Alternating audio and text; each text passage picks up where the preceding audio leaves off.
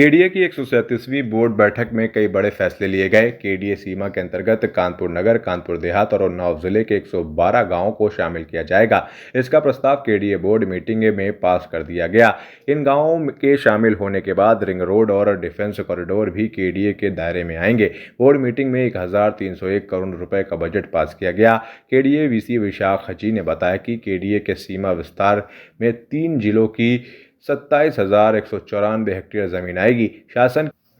Commissioner doctor Lokesh M की अध्यक्षता में हुई बोर्ड मीटिंग में एक और बड़ा फैसला लिया गया। अब केडीए से आवंटित विवादित भूखंड के बदले लोगों को केडीए के फ्लैट भी ले सकेंगे। केडीए इसका प्रस्ताव भी आवंटी को देगा। केडीए वीसी व डीएम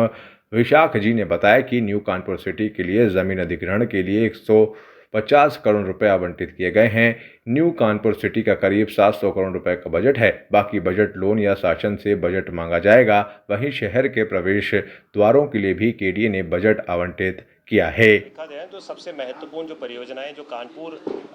विकास प्राधिकरण के लिए एक बहुत ही महत्वाकांक्षी परियोजना है, न्यू कानपुर सिटी। इस पर्टिकुलर परियोजना के लिए 150 करोड़ रुपया हम लोगों ने वर्गीकृत किया है। और इसी प्रकार जो जवापुरम और बिनगवा इन परियोजनाएं जो वर्तमान में चल रहे हैं या उसके जो विकास के लिए प्रस्तावित है, उसके लिए भी हम लोगों ने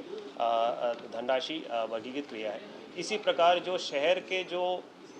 एंट्री और एग्जिट पॉइंट्स, खास तौर पर जाजगांव क्षेत्र और पनकी क्षेत्र जो कानपुर देहात से जो एंट्री है, उन क्षेत्र में जो विकास के लिए भी हम लोगों ने काफ़ी एक बड़ा आउटले हम लोगों ने वर्गीकृत किया है। इसी प्रकार जो अन्य प्रपोजल जो हम लोग अगर देखें तो हमारे पास जो अवेलेबल जो मल्टी स्टोरी बिल्डिंग्स, उसके कुछ योजनाओं में जो हमारे मल्टी स्टोरी बिल्डिंग्स है उसके जो प्राइस है उसको फ्रीज करने का, या जो हमारे पास जो कई बार एक इशू आता है जो प्लॉट जो आवंटित होते हैं उसमें प्लॉट आवंटन जो होने के बाद कई बार कुछ विवाद की वजह से जो हमारे भूस्वामी उस पर कब्जा, उनको प्राधिकरण स्तर से जो विवाद या उसमें लैंड एक्विजिशन से रिलेटेड जो विवाद है उसकी वजह से भूस्वामी को कब्जा नहीं प्राप्त होता है। तो उसमें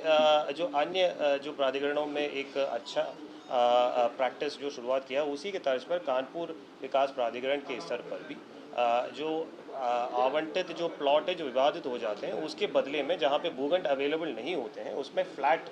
प्रोवाइड करने का या फ्लैट का एक ऑप्शन देने का, हाँ, इसका एक ऑप्शन देने का एक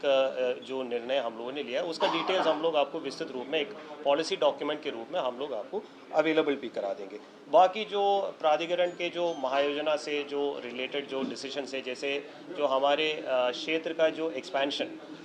पिछले बार जो 2022 में जो बोर्ड बैठक सितंबर में हुई थी, उसमें जो एक्सपेंशन का जो प्रपोजल हुआ था उसमें जो शासन की तरफ से उसमें कतिपय बिंदुओं पे पुनर्विचार और क्लैरिफिकेशन के संबंध में वापस किया गया था। उसमें 112 गांव को जो सम्मिलित करने का एक प्रपोजल, जिसमें जनपद कानपुर नगर, कानपुर देहात और उन्नाव, 3 जनपदों के जो गांव हैं उसमें जैसे उन्नाव विकास प्राधिकरण के कतिपय गांव पिछले बार के जो प्रपोजल में सम्मिलित हो गए थे, उसको अवॉइड करते हुए एक संशोधित प्रस्ताव हम लोग भेज रहे हैं, जिसमें मुख्य रूप में जो प्रस्तावित रिंग रोड है, रिंग रोड को एक आधार मानते हुए उसके जो बेसिस पे सुनियोजित विकास का एक योजना बनाते हुए हम लोगों ने एक फ्रेश प्रपोजल हम लोगों ने भेजा है। इसी प्रकार एक महत्वपूर्ण बिंदु है टीओडी जोन, जो ट्रांसिट ओरिएंटेड जो डेवलपमेंट होना है। तो इसमें जो हमारे मेट्रो का जो अलाइनमेंट है उसके जो दोनों साइड में 500 मीटर तक का जो टीओडी जोन निर्धारित करने का एक डायरेक्शन शासन स्तर से प्राप्त है। उसमें हमारे जो पूर्व में महायोजना सीटीसीपी के जो स्तर से जो निर्धारित एजेंसी के माध्यम से हुआ, उन्हीं के माध्यम से सीटीसीपी को बोर्ड ने अधिकृत किया है, जो टीओडी जोन को जो डिमार्केट करने का जो कार्य है, ताकि वो मेट्रो के अगल बगल के जो क्षेत्र हैं उसको टीओडी जोन के रूप में आइडेंटिफाई करा करके वहाँ पे एक सुनियोजित विकास का कार्य हो सकता है। तो इस प्रकार के जो महत्वपूर्ण निर्णय आज बोर्ड के मीटिंग में हुए हैं, बोर्ड में जो हमारे अध्यक्ष महोदय के साथ साथ जो विभिन्न नॉमिनेटेड मेंबर्स हैं, जो नगर निगम से भी नॉमिनेटेड मेंबर्स थे और शासन से भी जो नॉमिनेटेड मेंबर्स थे, उनके द्वारा भी इसमें प्रतिभाग किया था और जितने भी एजेंडा बिंदु प्राधिकरण के द्वारा रखा गया था उसको सर्वसम्मति से उसको अप्रूव किया। सर, जो फ्लैट नहीं बिक रहे हैं उनके लिए क्या? देखिए, जो फ्लैट जो नहीं बिक रहे हैं उनके लिए जो रेट्स का जो फ्रीसिंग का जो प्रस्ताव है, जो पहले से जो अप्रूव थे वो यथावत कंटिन्यू रहेगी और 3 अलग अलग जो योजनाएं हैं उनको भी इसमें सम्मिलित किया गया है। जो EWS कैटेगरी के जो अपार्टमेंट्स हैं उसमें 25% जो धनराशि के जो पेमेंट पे कब्जा रजिस्ट्री प्रदान करके जो कब्जा प्रदान करने का जो कार्य है, और बाकी अन्य के लिए 50% के पेमेंट पे जो पहले से ही था उसको हम लोगों ने आगे बढ़ाया है। और जैसे मैंने बताया कि जो फ्लैट्स के जो अट्रैक्टिवनेस को बढ़ाने के लिए जो जहाँ पे प्लॉट्स के जो विवादित हैं और जहाँ पे वैकल्पिक प्लॉट्स की अवेलेबिलिटी नहीं हो पा रही है, उसके लिए भी एक नीति हम लोगों ने लाया है, जहाँ पे फ्लैट्स की एक ऑप्शन देते हुए एक नीति हमने लाया है।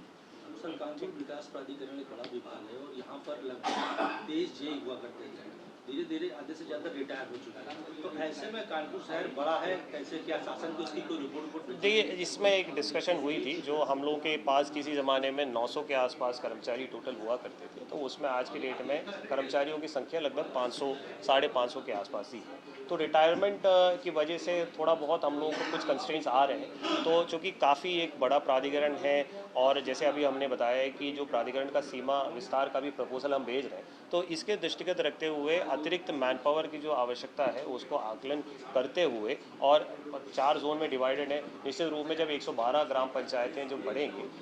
तो उसके हिसाब से हमें थोड़ा बहुत जब अप्रूवल होगा तो क्षेत्र के जो विभाजन भी हम लोगों को उस पर भी विचार करना पड़ेगा। तो उस पर निश्चित रूप में कार्य करेंगे। पैरेलली जो अतिरिक्त मैन पावर की आवश्यकता है उसके संबंध में प्रस्ताव शासन को भेजेंगे। डीएम साहब, अभी 4 दिन पहले ही मुख्यमंत्री जी ने कार्यक्रम किया था प्रयागराज में, उससे मंच से भी कहा था जिन जिलों में माफिया हो उनके खिलाफ किस तरीके की कार्रवाई करवाएं। निश्चित रूप में देखिए, प्राधिकरण के पास जो उपलब्ध जो संपत्ति है, जैसे आप जानते ही हैं कि कानपुर शहर के ही, कानपुर नगर जनपद के ही 85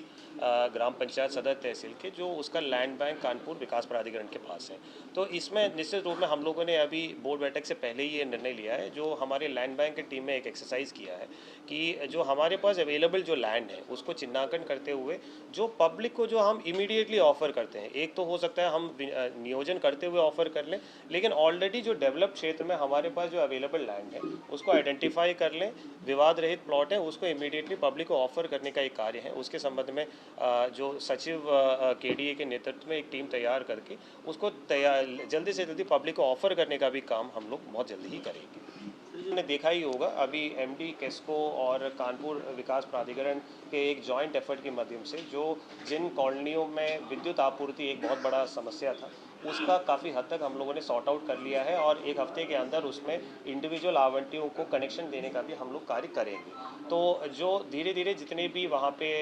जो मेजर ऑब्स्टेकल्स हैं, मेजरली वहाँ पे बिजली कनेक्शन देने का ही इशू है, वो हम लोग प्राथमिकता पे करेंगे। डेमोक्रेटिक आई न्यूज़ चैनल को लाइक करें, शेयर करें, सब्सक्राइब करें और बेल आइकन दबाएं।